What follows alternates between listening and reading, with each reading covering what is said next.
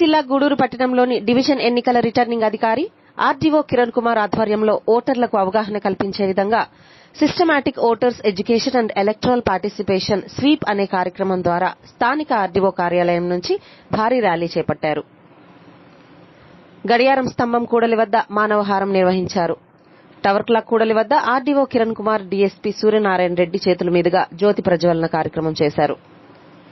ఈ సందర్భంగా ఆర్డీఓ కిరణ్ కుమార్ మాట్లాడుతూ ఓటు హక్కు అనేది ఎంతో విలువైనదని, అలాంటి ఓటును అమ్ముకోరాదని, ఓటును స్వచ్ఛందంగా మీ ఇష్టానుసారం ఉపయోగించుకోవాలని ఆయన పిలుపునిచ్చారు. ఈ కార్యక్రమంలో గూడూరు డీఎస్పీ సూర్యనారాయణ రెడ్డి మరియు డివిజన్ పరిధిలోని వివిధ శాఖల అధికారులు, సిబ్బంది వందల సంఖ్యలో పాల్గొన్నారు.